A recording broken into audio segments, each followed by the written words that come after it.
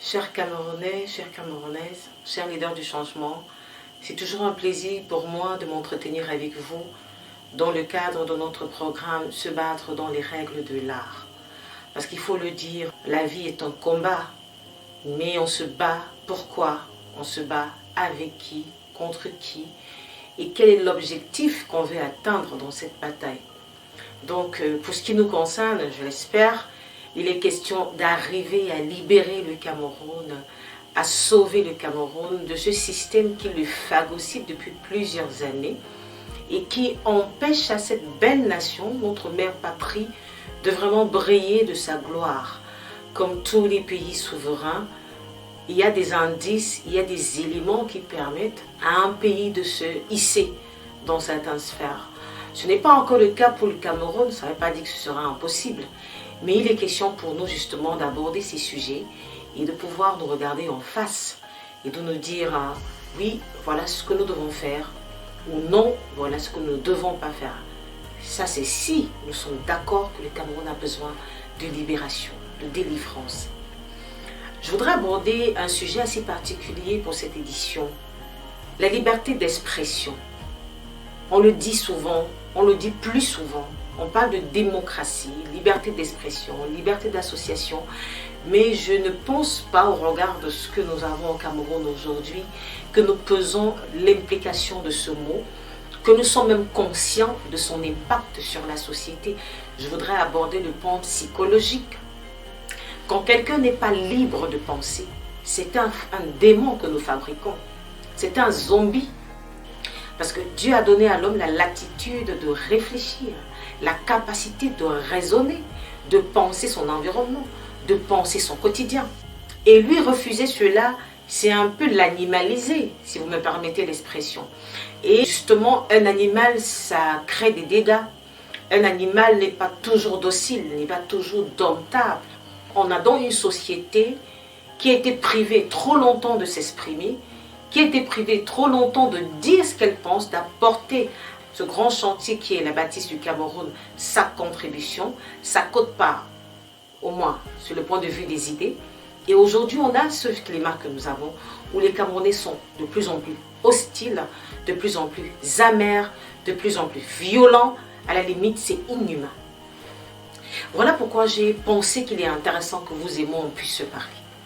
D'abord parce qu'il n'est pas question de pointer de doigt accusateur sur les autorités. Je dis toujours qu'un homme, c'est d'abord celui qui est capable de se regarder en face et de se dire ici et là sont tes limites, là et là tu as tort. Une fois que le constat est fait, on peut donc dire que oui j'ai tort, mais, vous voyez, une fois qu'on est dans cette position-là, on est ouvert au changement.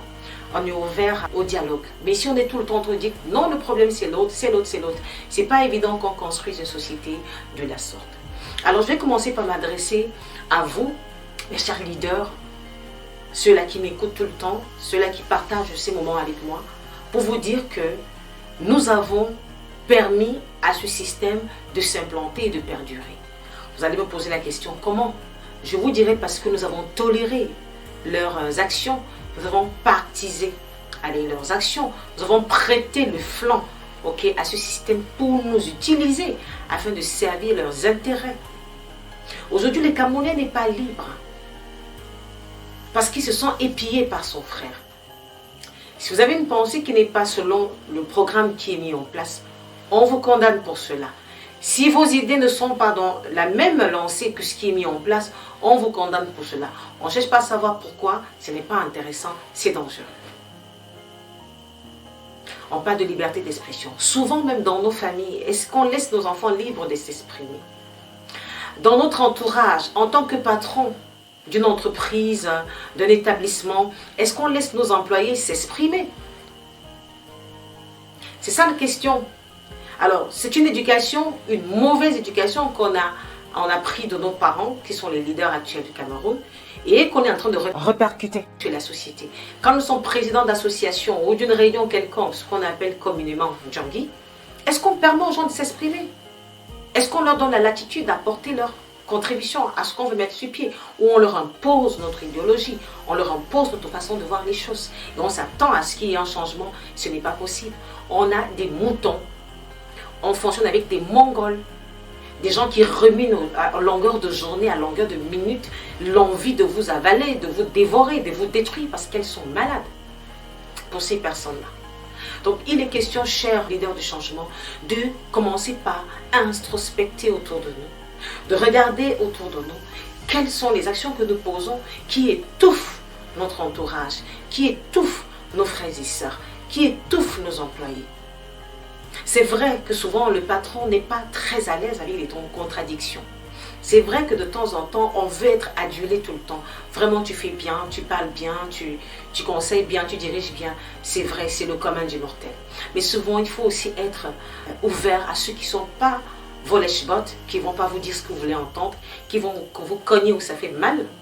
Parce qu'en fait, la vie, c'est cette dualité, c'est le bon et le mauvais. C'est le vrai et le faux. C'est le parfait et l'imparfait. Donc, c'est ces deux-là qui font ce que notre quotidien est aujourd'hui. Si c'est trop bon, comment vous savez? Donc, vous avez vos limites. Si c'est trop mauvais, comment vous savez que vous pouvez changer les choses?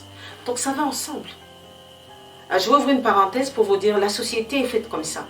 Il y a des gens que si vous voulez les tordre dans votre sens, vous allez les détruire.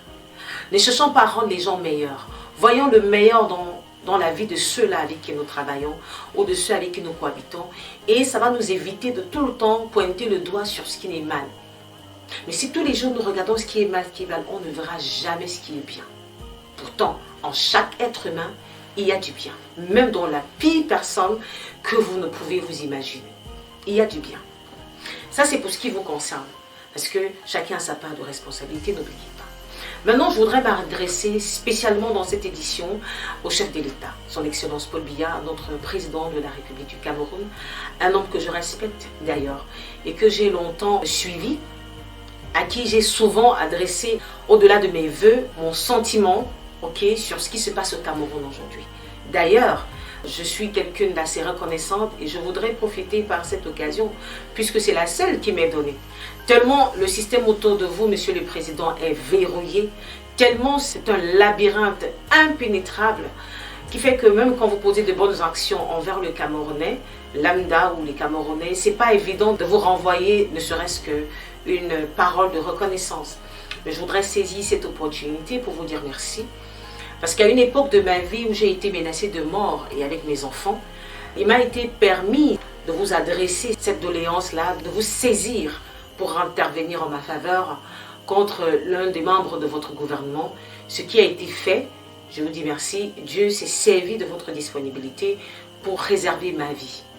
Mais Monsieur le Président, combien de personnes comme moi ont été obligées de perdre un membre de leur famille ou de perdre la vie parce qu'elles n'avaient pas une opportunité de vous saisir afin que vous puissiez intervenir en leur faveur.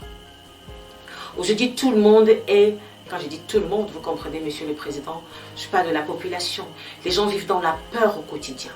Un pays que vous avez pensé comme pays de démocratie, pays de la libre expression, de la libre association, mais sur le terrain, Monsieur le Président, ce n'est pas ce qui se passe. Sur le terrain, vous avez un peuple qui est muselé. Vous avez un peuple qui est flagellé, qui est tabassé, dont on interdit de pleurer. Vous savez, quand vous pleurez, vous libérez la douleur.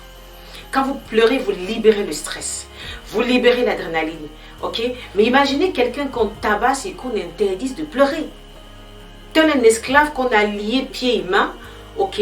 En plus dans le dos, dans une inconfortabilité à nul autre pareil, qu'on a jeté dans un trou étroit et on lui dit tu ne te plains pas. C'est atroce, c'est inhumain, Monsieur le Président de la République. C'est la réalité du peuple camerounais. C'est ce à quoi nous sommes exposés dans un pays, dans votre pays, où vous brandissez à chaque fois la libre expression. Monsieur le Président de la République, j'ai rencontré une jeune fille qui a tellement aimé le programme que je défends, qui a voulu s'identifier à moi ouvertement pour accompagner la personne que je suis, mais qui a peur que si elle ose le faire, elle va perdre son boulot, elle sera chassée de son lieu de service, elle sera licenciée, pourquoi pas? Elle sera menacée, agressée. C'est ça le pays de liberté d'expression que nous avons au Cameroun. C'est ce pays de liberté. Des jeunes veulent oser, puisqu'il y a de cela au moins 3 à 4 discours que vous avez donnés à la jeunesse camerounaise. D'oser. Oser veut dire faire des choses au-delà de la compréhension humaine, dépasser ses limites, sortir le génie qui est à l'intérieur de soi. Mais comment on peut oser la bouche fermée, les pieds et mains liés, dans une position inconfortable, Monsieur le Président de la République? C'est ce pays que nous avons. Voilà nos réalités, Monsieur le Président. On a envie de faire des choses. Je me rappelle quand mon aîné, je lui ai annoncé que je me présentais à l'élection présidentielle 2025. La première réaction d'un enfant qui aurait pu être une réaction de joie, d'allégresse, d'enthousiasme, de se dire, ok, ma mère peut être chef d'État, pourquoi pas? C'était non, maman, s'il te plaît, j'ai pas envie de te perdre. Un enfant de 24 ans qui, pour lui, servir son pays, se donner pour son pays, c'est perdre la vie. C'est le monde en l'envers. C'est vraiment le monde en l'envers. Ce sont les réalités du terrain, Monsieur le Président. Je ne connais pas les rapports que vous avez, mais le rapport que je vous donne et qui est vérifiable et vérifié, c'est que les Camerounais ne sont pas libres.